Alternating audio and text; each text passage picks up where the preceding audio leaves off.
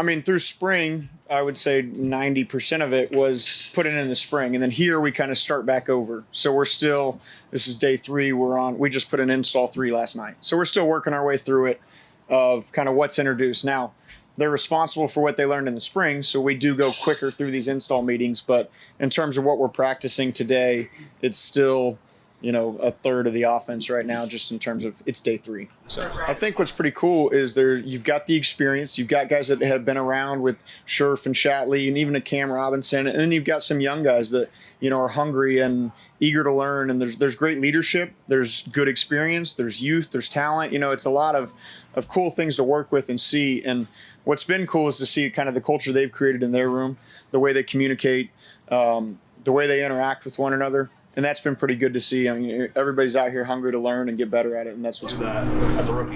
Yeah, I mean, well, the biggest thing obviously is the lack of experience in the NFL.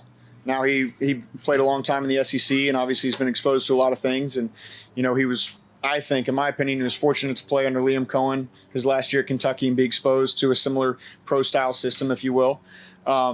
But obviously he hasn't seen a lot of the packages that you're going to see in an NFL game. And so it's just the process of getting introduced to all that, what the communication is like. He's very fortunate to, lean over, and Brandon Scherf's right there. Tyler Shatley's right there. Guys that can communicate well with him. Phil's obviously been exposed to a lot of things and does a great job coaching that room up. But, we're doing our best to try to challenge those guys. We put them in walkthrough situations. We have a second-year quarterback and, potentially a rookie center. And those are 2 guys that are in charge of a lot of the communication identification process. So we're trying to kind of overwhelm them a little bit in walkthroughs and see where they're at. And we can go down and talk it through and make sure we're all on the same page and do what's best for us. I mean, certainly that is definitely a calming factor for us, knowing we have a proven guy that's, number one, I would say I'm comfortable saying he's the leader in that room. Obviously does a great job setting the tone for those guys.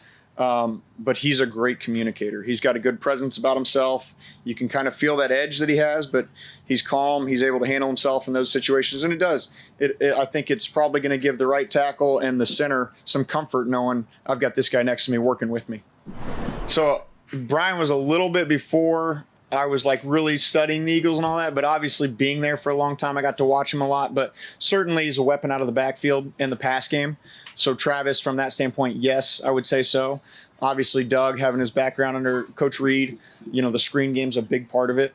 And we hope to have the success throwing the football to Travis like the Eagles did for such a long time with Brian Westbrook. Yeah, that whole room has done a good, like I talked about the O-line, they've done a great job of working together and communicating. You can see the kind of veteran presence from the guys that have been around, the Marvin, the Zay, the Christian, Tread, even of bringing these guys along, kind of creating their own tight-knit culture in that room.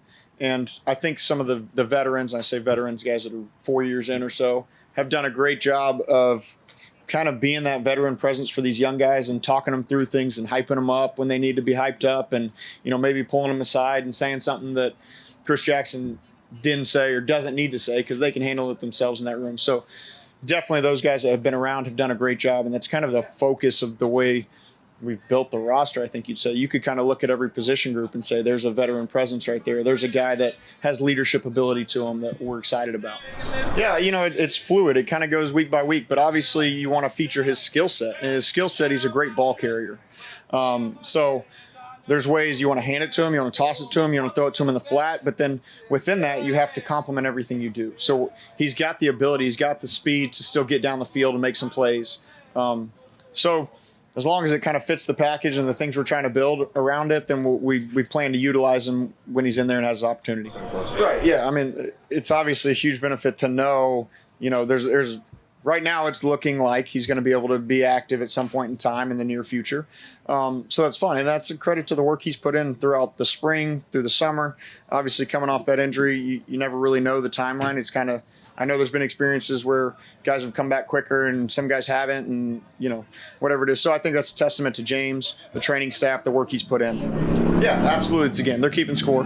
So we'll certainly treat it that way. But at the same time, we kind of have a process for what we intend to get in as an offense, how we want to work this thing. So we're not going to accelerate just because we have this game. We're not going to go crazy and cram everything in and try to get and overwhelm the guys where they don't have a chance to learn the foundation of the offense or the progression of how we want to teach. So there's kind of the fine line of how do you massage these situations, and then at some point there will be discussion of who's going to play, all that. How do we feature these guys? And then it's still training camp. It's an evaluation process. We have questions on some guys in the roster, and we're trying to build this, like we talked about earlier, building the top 5. Well, maybe we want to expose a guy to something to test him in a game against a guy he does not know well, and how is he going to hold up, and can he handle when it's not a scripted session and we're calling plays, and he doesn't have a chance to sit there on the sideline with his coach, go over the play, go out, hear the play in the huddle, break out. No, you got 40 seconds and the play's called and you're walking the line, you got to figure it out, and maybe the quarterback changes it. Like, we want guys exposed to that. So it's a game. They're keeping score. We're going to do what we can to try to win the game, but at the same time, this is still an evaluation process for us, and we're trying to figure out some answers on some things we have. For Trevor, really the biggest thing is consistent improvement. Every single day we want him to get better. And, that's not always going to show up on a stat sheet if you're stat in practice, but we want the decision making. Like, I can think back to day one, there was a movement play we had. We talked about, I think it was actually the one he made the throw to Christian on the sideline. We talked about, hey, when you get out to the edge, you could probably progress it like this. Then day two, kind of it was a different play, similar situation. He did kind of exactly what we talked about in the meeting room. And so that's just good to see. Now, it went from a 20-yard completion to Christian to maybe a 9-yard completion to Chris Manhertz. But for us, he's taking the coaching to the field, and he's getting better. And that's really all we're looking for at this point. We want Trevor to come out here, whatever today is, Wednesday. We want Trevor to come out here and have the best Wednesday possible. That's all we really care about. Is he better today than he was yesterday? That's what we're looking for from Trevor and all our guys. Yeah, I'd say so. And, to steal a phrase that I've heard Doug say forever, is we want him to know where all the bones are buried. So when we call this play, first of all, what's the intent? What does Doug want out of this thing? What are we hoping to get coverage-wise? And then something I've heard Coach McCoy say a million times is do the next best thing. There's going to be times where the defense gets us. They got a play call better than we got a play call, but it's still the quarterback's got the football. What's the best thing for the team in that situation? And so you want to work through all that with Trevor. Again, like I talked about, we see progress every single day with him in the way he's learned it. So, we're very comfortable where he's at in terms of his knowledge of the system.